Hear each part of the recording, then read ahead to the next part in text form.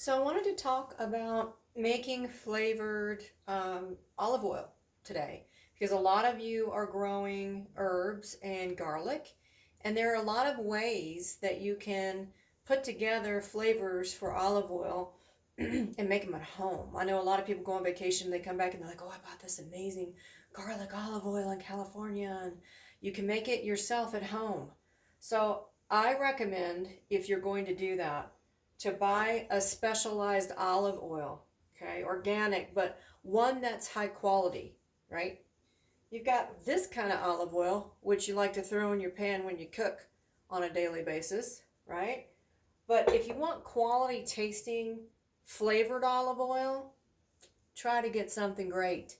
So, olive oil is kind of like wine. When you go on and you look for it, it'll tell you kind of the slight taste, whether it's woody or fruity or blah blah, right? It's complicated, right? All you need to do is try them. If you prefer not a fruity edge to it, then get the green edges, if you know what I mean. This one I love. I bought it at Zimmerman's online. They carry a lot of great olive oils. You can try some of theirs. But I keep this for this kind of thing, making flavored oils or making a balsamic mix. Like if I have company or something I'm trying to make specially that's not cooked, I use this one usually. Okay? So the idea with making an olive oil flavored is you never want to cook it. In other words, you don't want it to bubble, you don't want it to get hot. It's like a tea bag in water when you're waiting for it to steep. It's kind of like that. We're steeping, not cooking. So if you get bubbly, if your oil gets too hot, it'll get all bubbly and it'll start to fry whatever you've got in the pan, and that's not what you want to do. We're not trying to cook an herb. We're trying to extract the flavor from an herb to go inside of the olive oil. So I'm just going to show you real quick how I do basil. It's one of my favorite ones, basil flavored. Okay, I use a mortar and pestle. See, right? I take my actual herb, I pull the leaf from it. And see, I've crushed it a little bit. Now, the reason that I do this is the oils start to extract, right? If you just pull the leaf off and you throw it in the pan, you don't have the vessels of the herb broken up to release the oils as well. So you see that? That's probably, I don't know, 6 leaves crushed up, okay? And then down here, I have my pan of oil, okay? And I've had it on low. Do you see it? You can kind of tell it's heated. But it's on low. There's no bubbling. It's not hot, okay? I'm going to take my basil, and I'm going to sprinkle it throughout the pan. And it's going to start to do its extraction. Now, it's making a little noise, which makes me nervous, right? So sometimes I will sit here and remove the pan from the heat and pull it back and forth. Let it cool down a little bit, bring it back on. I have a Viking stove and it's a gas stove, and so the lowest it goes is the lowest it goes. So I have to babysit the temperature by looking at the pan and making sure that the oil isn't bubbling, that there's not noise like frying going on. So I immediately just remove the pan. It's calmed down. No noise, okay? So coming all the way over to a low simmer from low, okay? So basil's sitting in the oil. You can tell it's starting to extract a little bit because the color of the leaf starts to change. You'll have to see it. I wish I could video it and talk at the same time, and I need a GoPro on my forehead, I think. It looks kind of like this. See it? The color starts to shift a little bit. Okay, I'm putting it back on the heat.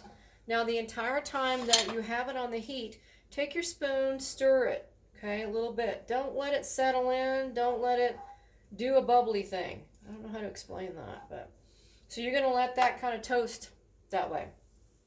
Now I also make a garlic one, which is to die for too. Use your own garlic if you've got it. Now garlic is better after it's dried for a while. And what I mean by that, it's a hotter, flavorful taste. Some people love fresh garlic. So that's the garlic that you pull from the garden that you don't hang for a while. It's a softer tone, right? So because I just pulled the garlic 2 weeks ago, I'm in between. I'm in between the softer tone and the really good flavor. So what I do is I take the garlic. Of course, you peel it. I love little tools like this to peel your garlic. If you don't have one, you got to get that. I also have these little crushers for garlic, right? That you can put them in and crush them. So you're going to want to chop this up or crush it. I would say in a pan full of olive oil like this, I like it very tasteful. I like to taste the garlic. So I'll put probably 6 cloves. I'll crush them and put them in the pan of oil, just like I did for the basil. All right? Okay, I need to remove this from the heat for a second. And do the same thing. So you don't want your garlic turning brown. In other words, it'll turn slightly yellow, but move it around in the pan a lot. Keep it really low temperature so that you're extracting from the garlic and not cooking the garlic in it. If you cook the garlic in the oil, it'll taste like burnt garlic or cooked garlic, which you don't want. We're not trying to cook anything, we're trying to extract.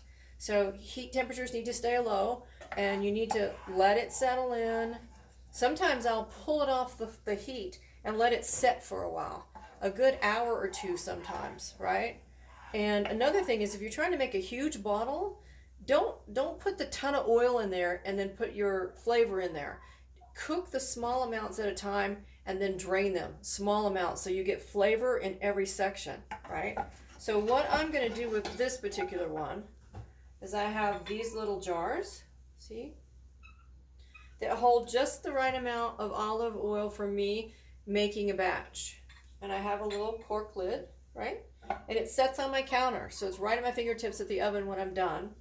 So what I'll do is, when this is ready, right, I'll take the oil, I'll put it over the sink, put my strainer over top of this, and I'll strain my oil right into the bottle through the strainer, and this will put it right in, okay? The reason you want to do this, and some people use a wider cheesecloth, is because anything botanical that you leave in something that you're having on the counter or a tincture or whatever, it grows bacteria. Anything green and alive is going to give you something else alive, is what I mean. So you want to try to get as much of the sediment out of there as possible. Now, if there's some sediment in there, I've had sediment in there before and it was fine. But you want to really try to not have a ton of leaf matter in there. Here we go, too hot again, pulling it off. You don't want a ton of leaf matter, vegetation left in a bottle sitting on your counter, okay? Okay, now let that get a little too hot. It got not bubbly, but the sizzle started happening, okay? Not good. I'm gonna put it on one more time for like 45 seconds, and then I'm gonna take it off and let it soak and pull oils out that way. Okay, let's just look at it here. Oh, smells good. Okay, not strong enough yet. So I'm going to go ahead and let it sit. Now the garlic one, immediately you'll taste garlic. Immediately you'll have the fire. Immediately you'll have all that stuff. So garlic is really fun to do. If you're going to do one or the other, try the garlic one because you can use it on your dinner tonight and it's just fantastic.